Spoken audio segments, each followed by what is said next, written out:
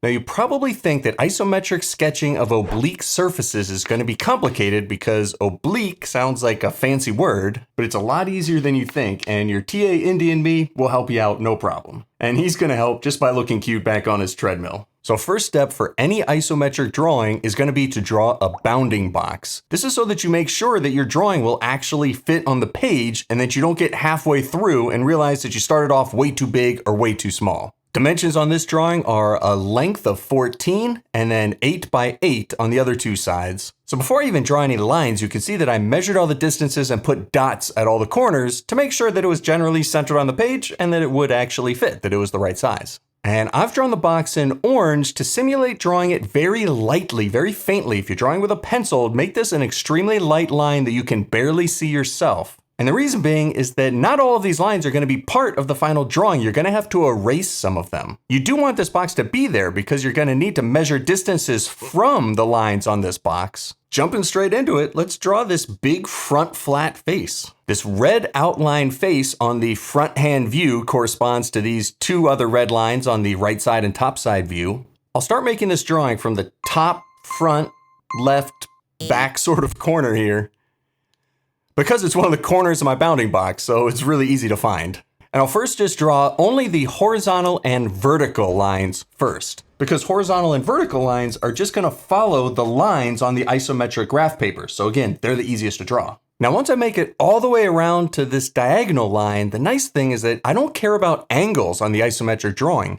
Even though this looks like about a 45-degree angle on the orthographic view, on the isometric view, I'm just going to connect the dots. Both ends of this diagonal line are already on the drawing, so just connect them. And the final angle is not going to be 45 degrees. Don't worry at all about angles on your isometric drawings. Just find where two endpoints of a diagonal line are and connect them, no matter what angle that happens to be. All right, your TA Indy was meowing way too much back on his treadmill, so we had to take a quick little play break, and now he's going to come up to the table here and help us out a little bit more. So a quick terminology review.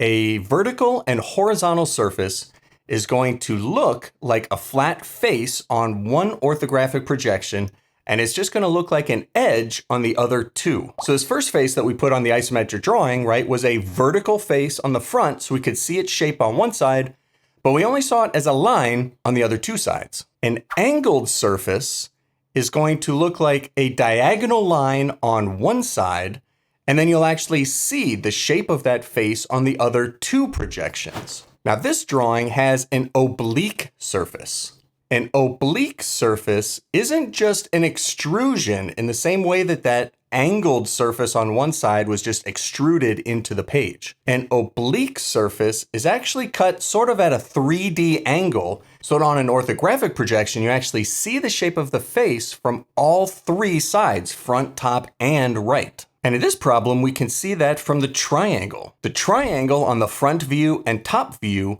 also corresponds to a hidden triangle over on the right side view. That is the oblique surface for this problem. Since you're not going to be measuring any angles on your isometric view, you can't draw the diagonal lines just on their own merits. Instead, you're going to use the other flat faces around them to find all 3 points of this triangular side, and then just connect them once they've been found via the other connected surfaces. So shifting now to the top orthographic view, I'm now going to draw the shape over here on the left side, which is highlighted here in red, and in particular, I'm paying special attention to this highlighted yellow corner. The drawing doesn't explicitly dimension this, but it looks like it's aligned with the center of that circular section over on the right-hand side. And when reading dimensions on drawings, if something is not dimensioned and it looks like it's lined up with something else, assume that it actually is. Because if it wasn't actually lined up, then they would have needed to put an extra dimension here. So no dimension, it must be lined up. So I can just count 4 squares in from that back surface to find this point on the isometric drawing. And I'm able to draw this diagonal line from that front, left, top, back corner over to this new highlighted yellow point that I just drew. And this is the top line of my oblique triangular surface. So once you have 2 sides of a triangle drawn, third side's pretty easy. Just connect the 2 dots to finish the triangle. And that's oblique surfaces. You draw them by just kind of ignoring them. Draw everything else on the drawing and the oblique surface will kind of draw itself. All right, so over on the right-hand side, you can see that there's a big, tall, flat face over on the right-hand side. And I'm gonna draw the flat, vertical, and horizontal sections first, but I'm gonna save the curved section for last. So the bottom and vertical sides of this are easy because they just follow the bounding box since they're the entire size of the shape. And then the top distances are 2, which I can read from the top side view. So they only come in a little bit and they leave a big gap in the middle for that round circular cutout. So those small length 2 lines are actually part of a 2x2 square that's visible on the top surface. And I get that the other dimension is 2 because on the front view, you can see that the overall length is 14, but the length to the left side of this piece is 12, which leaves a gap of 2 for the length of those flat little square sections on the right-hand top side. So we've got 2 remaining features to draw, which is this red curved section, which you can kind of also see through to that red line over there on the side, and then also this yellow trapezoid shape. So on the right-hand view, this yellow trapezoid, you can see because of the diagonal dashed line is hidden. It's behind that front surface. And the depth as to how far behind you can see on the front and top view where I highlighted in yellow. So I already have the diagonal line drew, which was part of the oblique surface from earlier. So I can just finish now the horizontal and vertical sections, again, just by following the isometric graph paper lines. And the way that it works out is gonna be exactly behind that front top square surface, which creates a bit of an optical illusion when you look at it. And these lining up was just coincidence. It didn't have to be that way. That front top section just happened to be at the exact right height that when you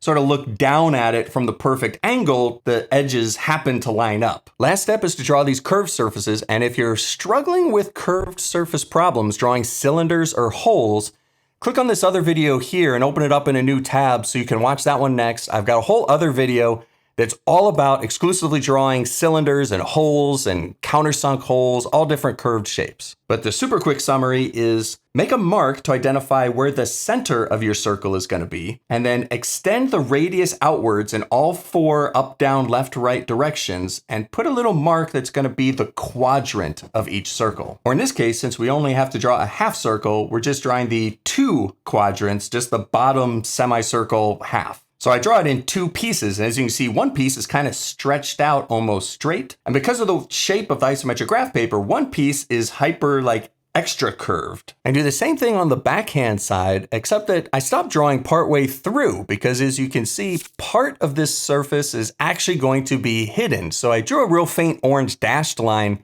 to show what the rest of the semicircle would look like. But again, since it's hidden from this angle that you're looking at, you don't actually draw it as a thick visible line. Last step is to erase any remaining parts of your bounding box or any other visual guides you drew along the way, and you're left with your final isometric sketch with an oblique surface. So I'm gonna take a break and play with your TA Indy on his treadmill, but you should watch this next video about drawing cylinders and holes in isometric views. This is probably the single hardest part for most students is drawing curved surfaces. This video will really help you out and boost your confidence to make sure that you nail all your drawings.